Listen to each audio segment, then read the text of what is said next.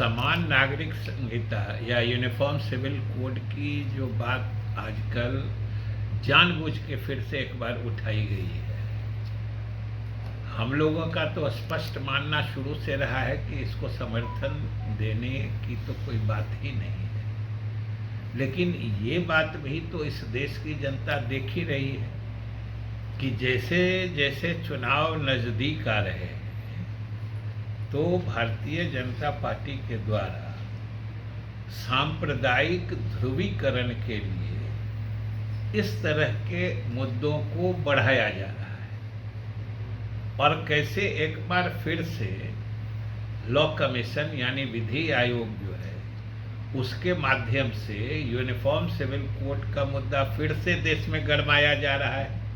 लोगों के सुझाव मांगे जा रहे हैं, चाहे व्यक्तिगत तौर पर भी, संगठन के तौर पर भी, हर धर्म के लोगों से सुझाव मांगे जा रहे हैं। ये समझने की बात है कि 2016 में इसी मोदी सरकार के द्वारा विधि आयोग को यूनिफॉर्म सिविल कोड के बारे में लोगों की राय जानकर समीक्षा करके परामर्श देने का अनुरोध किया गया था या निर्देश दिया गया था और लॉ कमीशन ने सारे यूनिफॉर्म सिविल कोड से जुड़े सारे तथ्यों की समीक्षा करके सभी पक्षकारों की राय जान के उनसे राय शुमारी करके उसने बाजाबता विधिवत रिपोर्ट केंद्र सरकार को दे दी और उसमें लॉ कमीशन ने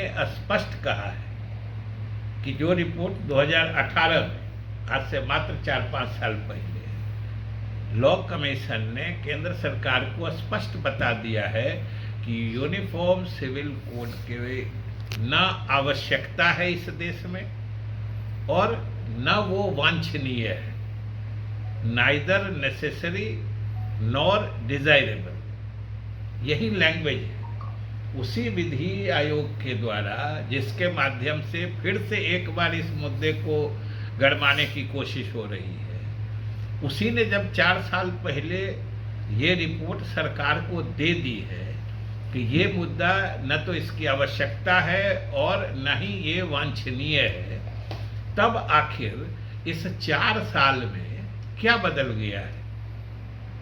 कौन सी सामाजिक संरचना बदल गई है या किस धर्म से जुड़े जो मान्यताएं हैं, रीति रिवाज हैं, उसमें कोई बदलाव आया है?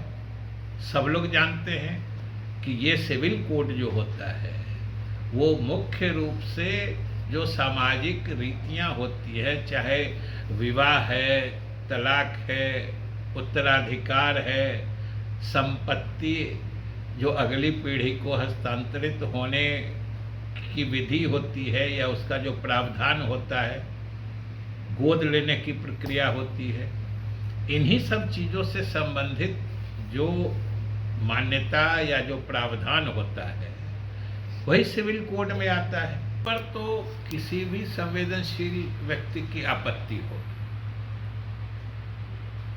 और हम लोगों ने बराबर कहा है कि इस केंद्र सरकार की नीति है कि जितनी स्थापित चीजें हैं, जितने स्थापित संस्थाएं, जितने स्थापित मान्यताएं, जितने स्थापित संविधान सम्मत प्रक्रियाएं, ये सरकार उस सब को ध्वस्त कर देना चाहती है।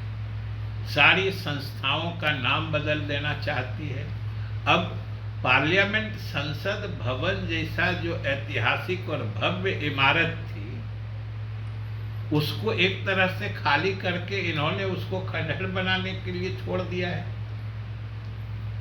और वो तो एक तरह से भारतीयता या भारतीय इतिहास का प्रतीक था। उसको छोड़ देने से आखिर ये क्या संदेश जाता है? इसका संदेश या अर्थ या इसके पीछे षड्यंत्र यही है कि सारी पुरानी चीजों को ध्वस्त कर दे, जिससे कि लगे कि ये सब कुछ 2014 के बाद से ही शुरू हुआ है। मैंने इस देश का इतिहास 2014 के बाद से बना है। इस देश को दुनिया के लोगों ने, भारत को जाना ही है 2014 से, ये साजिश है। जबकि लोगों को देखना समझना चाहिए। आज कोई एक देश आपकी तारीफ करता है तो अपने से ही पीठ थपथपाने लगते हैं। और भारत आज से 5-6 दशक पहले 120 देशों की रहनुमाई कर चुका है, नेतृत्व कर चुका है। पूरे देश में गुट निरपेक्ष आंदोलन, पूरे विश्व में गुट निरपेक्ष आंदोलन की अगुवाई किया है भारत, जिसमें 120 देश शामिल थे। आज 2-3 देश की बात आ जाती है, अगर कहीं एक मत होने की बात आ जाए तो भारी प्रशंसा होती है।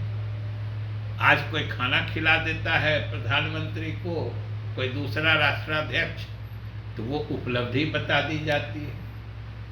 G20 की बैठक जो चक्रानुक्रम से होती है, रोटेशन से होती है, वो भारत का टर्न आया, भारत में हुआ, इसको बताया गया जैसे केंद्र सरकार की उपलब्धि है, भारत में हो रहा है G20 की बैठक।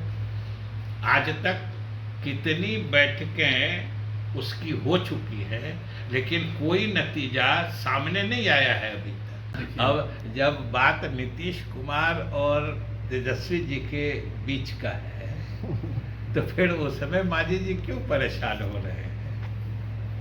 और वो तो साथ थे, तब तो उनको सलाह भी देते।